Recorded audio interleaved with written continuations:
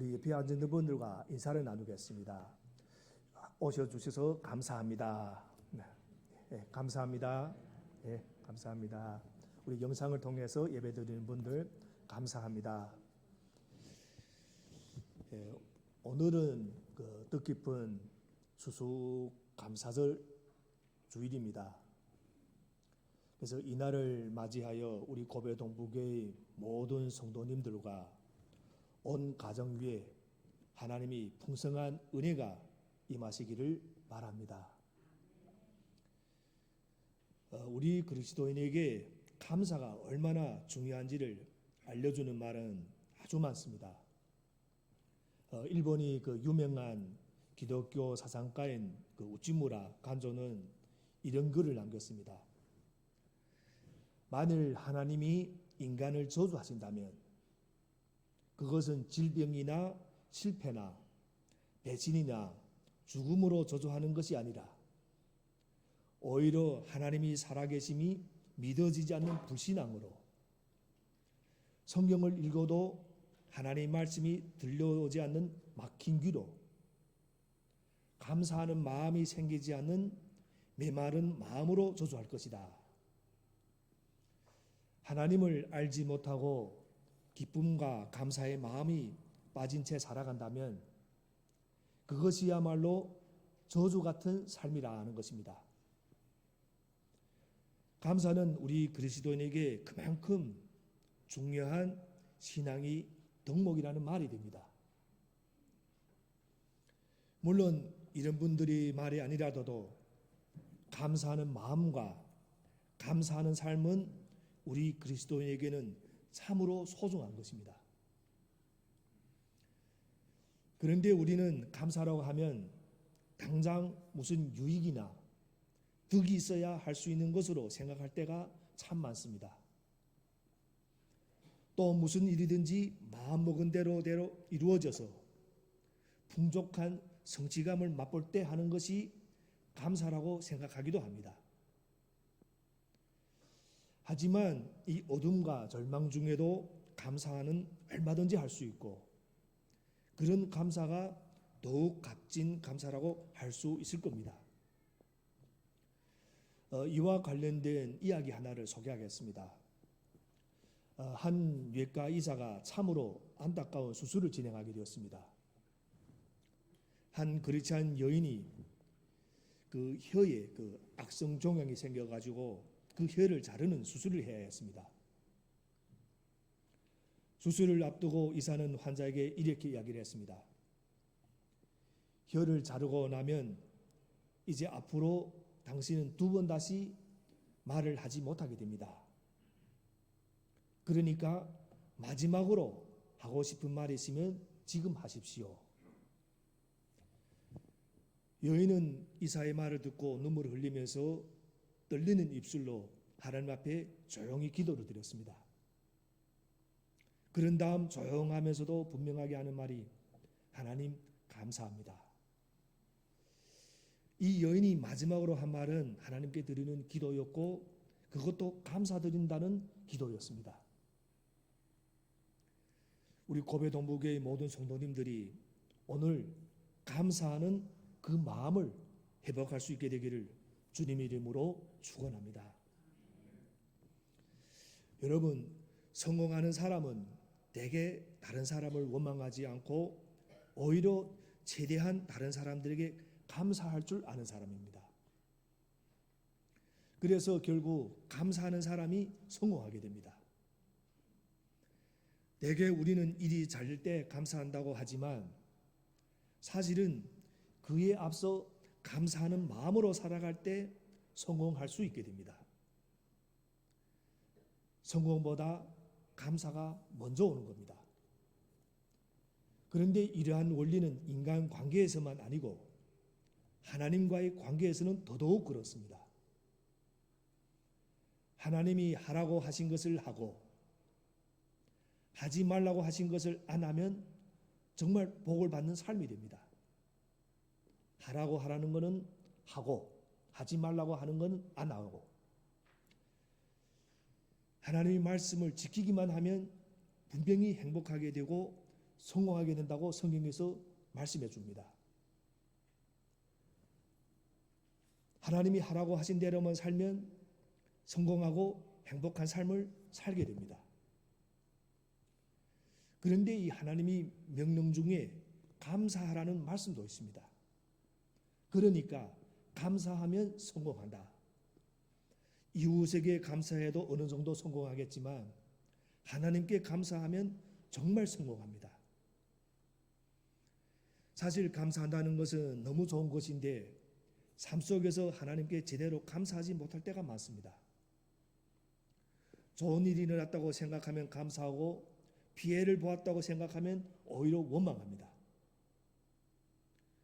그러니까 우리가 하나님을 원망하지 않고 감사할 수 있는 길이 있습니다. 그것은 하나님은 우리에게 좋은 것을 주신다는 이것만 깨달으면 됩니다. 정말 하나님은 우리에게 좋은 것을 주셨습니다. 오늘 본문이 바로 그것을 또 우리에게 보여주는 본문입니다. 우리 7절 말씀 함께 읽어보겠습니다. 7절 말씀. 내가 받은 엄청난 계시들 때문에 사람들이 나를 과대평가하는지도 모릅니다. 그러므로 내가 교만하게 되지 못하도록 하나님께서 내 몸에 가시를 주셨습니다. 그것은 사탄이 하수인이라고 할 수 있는데 그것으로 나를 치셔서 나로 하여금 교만해지지 못하게 하시려는 것이었습니다. 이 바울 사도의 몸에 있는 가시가 얼마나 괴롭고 또 전도와 선교에도 방해가 되었으면 사탄이 하수인이라고 부르겠습니까? 이것이 무엇이는지 정확히 밝혀지지는 않습니다. 학자마다 다른데 뭔가 아주 고통스러운 병이었습니다. 그것이 무엇이었든지 간에 바울은 당연히 이 병이 낫는 것이 하나님의 뜻이라고 생각했습니다. 이 병이 나아야 이곳저곳 다니며 복음을 전하는 사명을 더 잘 감당할 수 있지 않겠습니까? 그래서 그는 간절히 기도합니다. 오늘 본문 8절입니다. 8절 말씀 함께 읽겠습니다. 8절. 나는 이것을 내게서 떠나게 해달라고 주님께 3번이나 간청하였습니다. 바울은 자신의 병이 낫기를 위해 3번을 간절히 기도했습니다. 여기서 3번 기도했다 하는 것은 하나님 제 병을 낫게 해주십시오 이렇게 3번을 기도하면서 말했다는 게 그런 거 아닙니다. 정말 생명을 걸고 하는 기도, 금식 기도를 포함해서 생명을 걸고 하는 기도를 3번 했다 하는 겁니다. 오늘날 말하면 40일 금식 기도 같은 걸, 그런 걸 3번 했다 이런 말입니다. 우리 사실 이렇게 질문할 수 있습니다. 바울 자신이 굉장한 치유 은사를 받은 사람이 아닌가? 사도행전에서 보면 바울이 손만 대어도 병이 낫고 바울이 지나갈 때 근처만 가도 나을까 싶어 사람들이 바울에게 몰려들었습니다. 그런데 자기 병은 낫지가 않는 겁니다. 오히려 하나님이 그에게 알려주는 것이 있고 그것을 깨달은 바울이 오늘 본문에서 어떻게 고백하는가? 그 말씀을 우리 9절부터 10절을 통해서 보겠습니다. 9절, 10절 함께 읽겠습니다. 그러나 주님께서는 내게 이렇게 말씀하셨습니다. 내 은혜가 내게 족하다. 내 능력은 약한 데서 완전하게 된다. 그러므로 그리스도의 능력이 내게 머무르게 하기 위하여 나는 더욱더 기쁜 마음으로 내 약점들을 자랑하려고 합니다. 그러므로 나는 그리스도를 위하여 병약함과 모욕과 궁핍과 박해와 곤란을 겪는 것을 기뻐합니다. 내가 약할 그때에 오히려 내가 강하기 때문입니다. 내 은혜가 내게 족하다. 병을 낫게 해달라고 간절히 기도하는 바울에게 주님께서 음성을 들려주십니다. 내 은혜가 내게 족하다. 이것이 무슨 뜻입니까? 주님이 말씀하시는 겁니다. 내가 내게 베풀어진 은혜와 사랑은 이미 충분하다. 지금까지 받은 것으로도 충분하다. 이 말씀은 하나님이 어떤 분이신지를 잘 보여주는 말씀입니다. 하나님은 세상 모든 것을 주관하시며 그 모든 것이 우리에게 유익하게 되도록 이끌어 주시는 분이십니다. 그러한 이제 주님이 진리를 깨달은 바울이 뭐라고 고백했는가? 그리스도의 능력이 내게 머무르게 하기 위하여 나는 더욱더 기쁜 마음으로 내 약점들을 자랑하려고 합니다. 이것이 바울의 고백입니다. 보통 사람들은 좋은 것을 자랑하는데 바울은 약한 것을 자랑합니다. 왜 자기 고통스러운 것을 기뻐한다고 합니까? 그것이 바로 바울 자신을 더 강하게 만들어주고 그리스도의 은혜와 능력을 더 많이 나타내도록 도와주기 때문입니다. 자기가 이렇게 약한데도 불구하고 하나님이 이렇게 써주신다는 것이 너무나 놀랍다는 겁니다. 하나님의 능력과 은혜가 드러나기 때문에. 그런데 바울이 여기서 자랑한다는 것은 그것에 대해서 감사한다 하는 뜻도 있습니다. 자기 약한 것들을 자랑할 수 있다는 것은 감사한 마음이 있기 때문입니다. 바울은 어떻게 그런 극심한 고통 속에서도 감사의 마음을 가질 수 있었는가? 그것은 바로 자신이 받았던 그 무한한 은혜, 도저히 갚을 수 없는 은혜를 깨닫고 늘 기억했기 때문입니다. 고린도전서에도 그런 내용이 나오는데 디모데전서에도 그런 말씀이 나옵니다. 거기서 바울이 이런 고백을 합니다. 나는 나에게 능력을 주신 우리 주 예수 그리스도께 감사를 드립니다. 얼마나 놀랍습니까? 예수 믿는 사람들에게 있어서 바울은 원래 해방자였고 박해자였고 폭행자였습니다. 예수 믿는 사람들을 잡아서 죽이려고 했고, 그런데 그런 사람을 하나님이 사용하셔서 사도로 삼으시고 복음의 일꾼으로 삼아주셨다는 것이 너무나도 감사한 것입니다. 어떻게 나 같은 사람을 이렇게 구원해 주시고 주님이 사역에 동참할 수 있게 해주시나, 이게 너무나도 감사한 것입니다. 그러니까 아무리 고통이 오더라도 그것을 생각하면 감사하지 않을 수 없다는 것입니다. 그런데 오늘 본문을 잘 보면 바울이 처음부터 이런 고통에 대해 자랑하고 기뻐했는가? 그렇지 않았습니다. 오히려 그 고통이 떠나도록 간절히 기도했습니다. 그것도 생명을 건 기도를. 그럼 우리 질문할 수 있습니다. 그런데 왜 갑자기 그것을 자랑하고 감사하게 되었는가? 그 병을 자랑하고 감사하게 되었는가? 그것이 바울에게 유익하다는 것을 주님께서 알려주셨기 때문입니다. 이 모든 어려움과 병으로 인한 고통이 사실은 주님께서 바울 자신이 유익을 위해 주신 귀한 복이라는 사실을 깨달았기 때문입니다. 우리도 힘든 일을 만날 때 이건 웬 고생이냐, 웬 손해냐 라고 생각하면 우리가 감사할 수가 없습니다. 그런데 이 어려움이 오히려 나에게 유익이라는 것을 깨달으면 우리가 감사할 수가 있습니다. 우리가 오늘 같이 추수감사주의를 맞아 하나님이 베풀어 주신 은혜를 기억하며 감사하는 것은 참으로 귀한 일인 겁니다.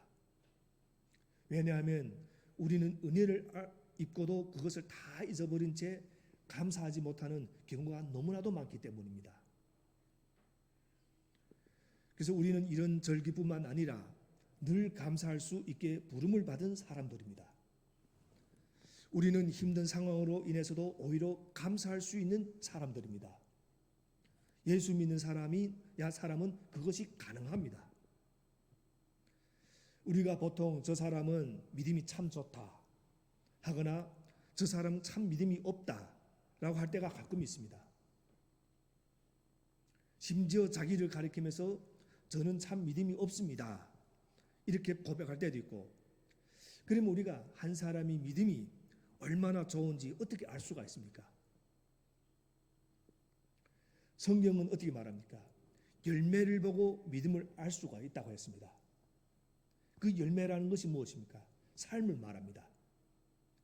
그러니까 하나님의 뜻을 따라 사는 정도를 보고 믿음이 얼마나 좋은지 알 수 있다는 겁니다. 저 사람이 얼마나 하나님의 뜻을 따라 살고 있는가, 그걸 보고 믿음이 좋은가를 알 수 있다. 그런데 우리가 또 질문합니다. 하나님 뜻을 따라 사는지 안 사는지를 어떻게 아는가? 성경 전체를 요약하면 하나님이 가장 원하시는 것이 무엇이라고 했습니까? 하나님을 마음과 뜻과 목숨을 다해 사랑하고 내 이웃을 나 자신과 같이 사랑하라 하는 겁니다.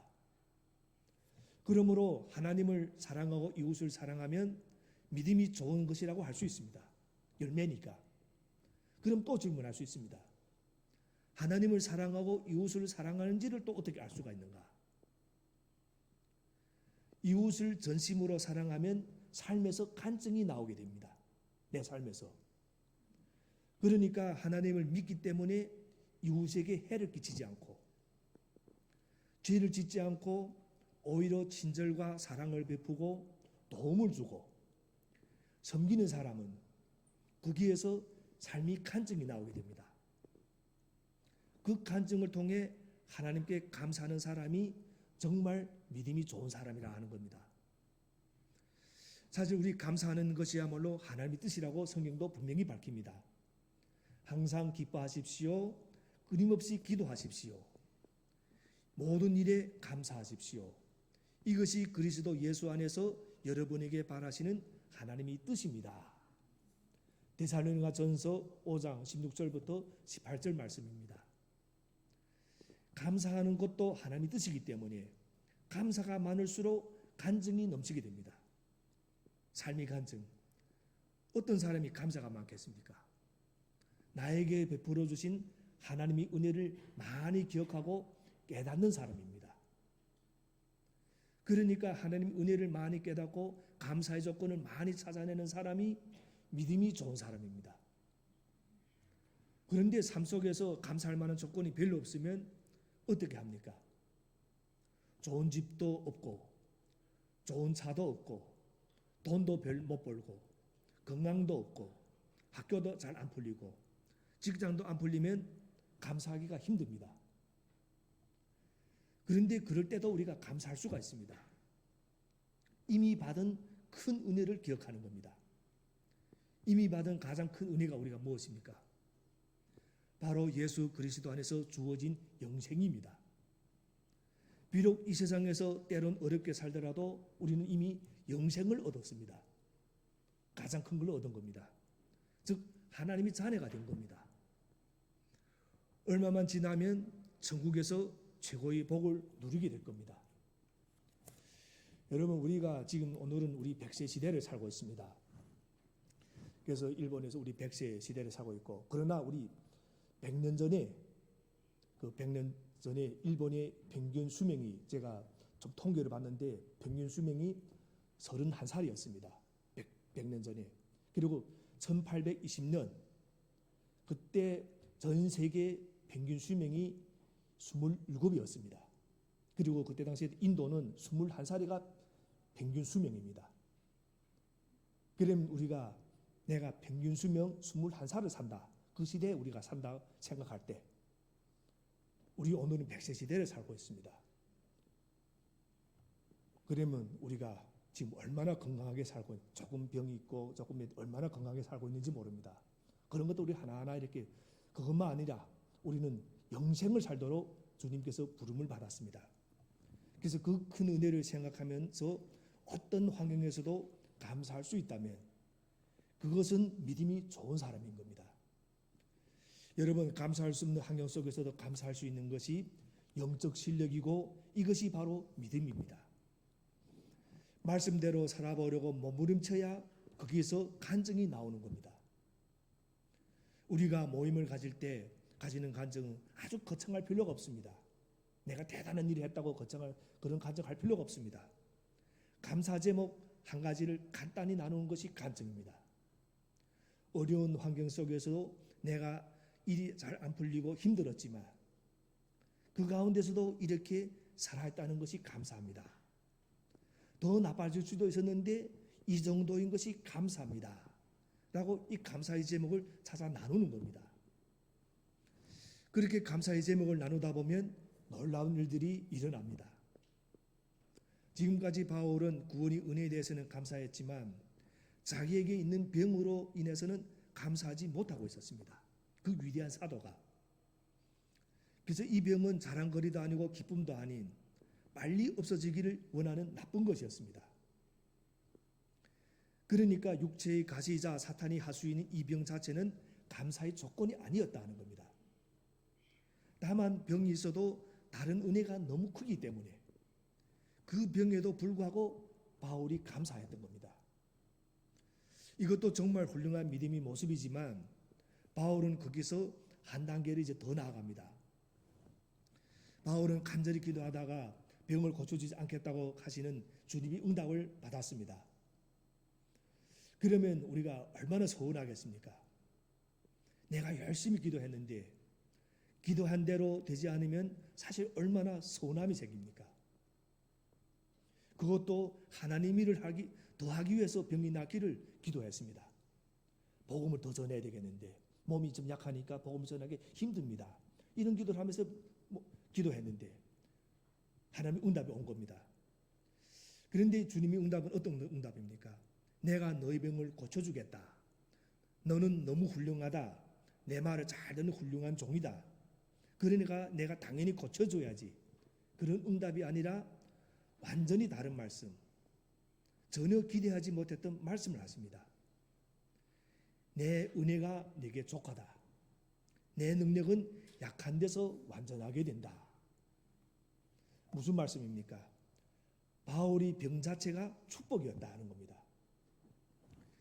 이 인생이 정말 어려운 문제, 해결이 안 되는 이 심한 육체적 고통이 오히려 축복이었다 하는 겁니다. 이것을 통해 오히려 하나님의 능력이 나왔다는 것입니다. 그것을 깨달은 바울은 병뿐만 아니라 자기 모든 약한 것을 기뻐하며 자랑하게 됩니다. 그래서 이렇게 고백하는 겁니다. 그러므로 그리스도의 능력이 내게 머무르게 하기 위하여 나는 더욱더 기쁜 마음으로 내 약점들을 자랑하려고 합니다. 그러므로 나는 그리스도를 위하여 병약함과 모욕과 궁핍과 박해와 곤란을 겪는 것을 기뻐합니다. 내가 약할 그때에 오히려 내가 강하기 때문입니다. 오늘 본문 9절부터 10절 말씀입니다. 놀랍게도 바울은 약한 것 때문에 감사했습니다. 약한 것 자체를 주님 안에서 기뻐하고 자랑하며 감사했습니다. 우리 보통은 어떻습니까? 좋은 것 때문에 감사하지 않습니까? 그런데 바울은 나쁜 것 때문에 감사했다 하는 겁니다. 바로 이것이 범사에 감사하는 사람의 모습입니다.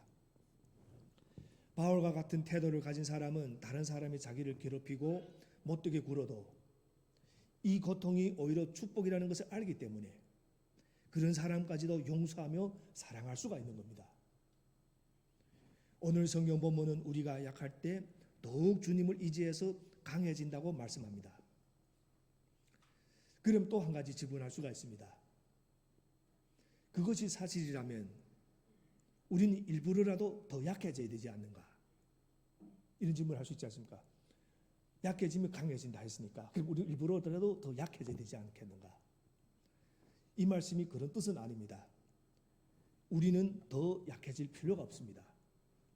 왜냐하면 우리는 이미 충분히 약하기 때문에 우리는 충분히 약합니다. 중요한 것은 우리가 일부러 약해지는 것이 아니라 약하다는 것을 깨닫는 겁니다. 여기에 포인트가 있습니다. 우리는 약합니다. 그런데 그걸 깨닫지 못하니까 내가 강하다고 생각하는 거지. 우리는 충분히 약합니다. 우리 예수님이 바리새파 사람들에게 이런 말을 하십니다. 내가 이인을 부르러 온 것이 아니라 죄인을 부르러 왔다. 그때 바리새파 사람들이 이런 생각을 가졌습니다. 우리는 이인인데 우리가 아니라 죄인인 저 사람들을 부르러 왔다고 말을 하는구나 하고 생각했던 겁니다. 근데 사실 예수님은 어떻게 말씀이 뜻이 무슨 뜻입니까? 이인은 한 명도 없다. 너희도 죄인이다. 너희는 죄인인지를 깨닫지 못하는 죄인이고 저들은 자기가 죄인인 것을 깨닫는 죄인이다. 깨닫지 못하는 죄인이 있고 깨닫는 죄인이 있다. 여러분, 우리는 일부러 죄를 지으려 하지 않아도 이미 죄인이고 약한 척 하지 않아도 이미 약합니다. 그러므로 중요한 것은 내가 죄인이구나, 내가 약하구나 하는 것을 깨닫는 겁니다. 그러므로 우리가 약하던 것을 깨닫고 인정하는 것이 중요합니다. 그럼 내가 약한 것을 깨달으면 어떻게 됩니까? 강한 분을 붙들어야 됩니다. 약한 걸 깨닫고 가만히 있으면 낙담하고 절망하고 실망할 수밖에 없습니다. 내 약한 걸 깨달으면 강한 분을 붙들어야 됩니다. 그러니까 능력이 주님을 의지하게 되기 때문에 내가 강해질 수가 있다는 겁니다. 그래서 우리가 약하다는 것을 깨달으면 좋은 점이 또 하나 있습니다. 감사가 많아진다는 사실. 우리가 스스로 강하다고 생각할 때는 좋은 일이 일어나도 내가 했지, 내 힘으로 내 능력으로 됐지 하며 별로 감사함이 없습니다. 그러나 자신이 약하다는 것을 알면 일이 잘 풀리고 좋은 일이 일어날 때, 야, 이건 정말 내 힘으로 된 게 아니구나, 그것을 깨달았기 때문에 감사하게 되는 겁니다. 우리가 하나님 앞에서 정말 약한 존재라는 것을 알면 모든 것이 하나님의 은혜라는 것을 깨닫게 됩니다. 그래서 모든 일에서 하나님께 감사를 드리게 되는 겁니다. 우리 종종 아무 빽도 없는 데서 본인이 열심히 노력해서 성공하는 분들이 계십니다. 이 세상에도 계십니다. 소위 우리 이런 분들을 자수성가하신 분들이라고 말하는데, 그런 분들이 이야기를 들어보면 정말 고생을 많이 했습니다. 그런데 그런 분들이 예수님을 믿기가 쉽지 않습니다. 자기 힘을 믿고 살았기 때문에. 여러분 가운데 혹시 그런 분이 계시면 가슴에 손을 얹고 잘 생각해 보시기 바랍니다. 내가 성공한 것이 정말 다 내 힘으로 된 것인가? 어떤 분은 높은 위치에 올라갔을 때 자기가 능력이 좋아서 올라간 줄로 생각할 수 있습니다. 자기가 잘나서 올라간 것을 생각하는데 사실은 그게 아닌 것입니다. 그런데 그것을 모르고 있는 겁니다. 사업을 하다가 성공한 것도 어떻게 내 능력으로 다 된 것이겠습니까?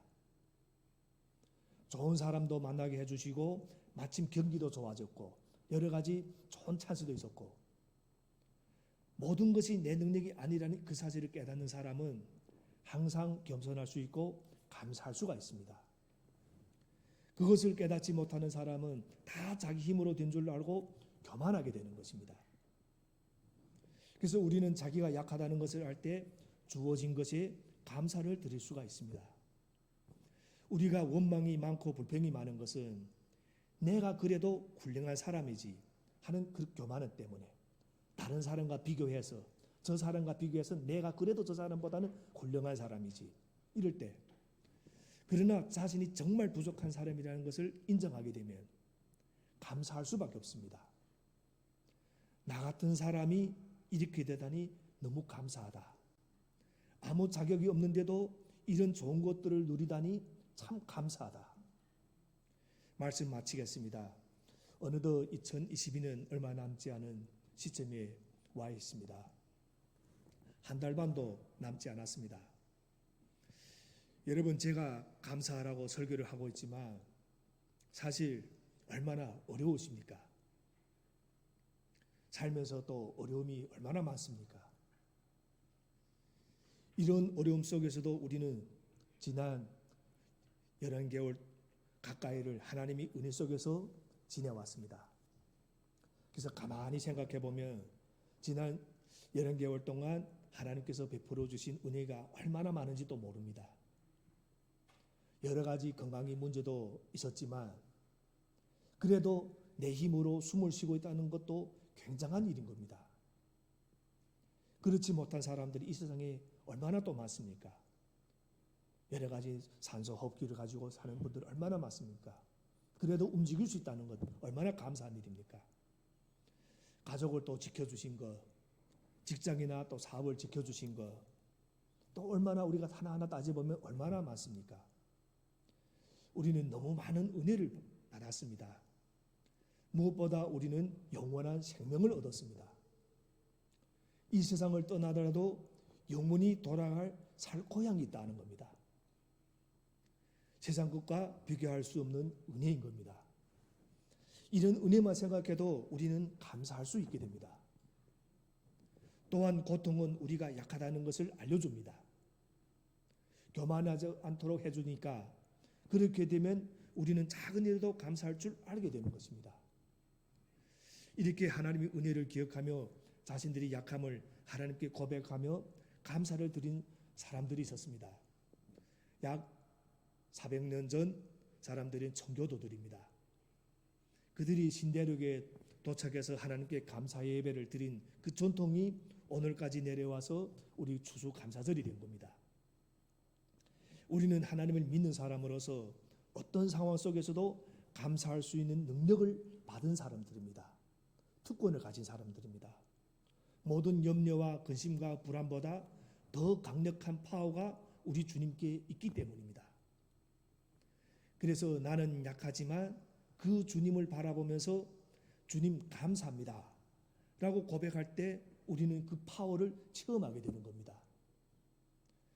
여러분, 우리가 교만해지지 말고 계속해서 자신의 약함을 기억하며 살아갈 때 주님의 은혜와 하늘복을 더욱더 많이 누리게 되고 또 그것을 주변에 나눠주는 복의 근원이 된 삶을 살 수 있게 될 줄로 믿습니다. 오늘도 추수감사절을 맞이한 우리 모두 즐겁고 기쁠 때는 물론이고 어렵고 힘들 때도 더욱 감사하는 믿음이 고배동부교회 성도님들이 되기를 주님 이름으로 축원합니다. 기도하겠습니다.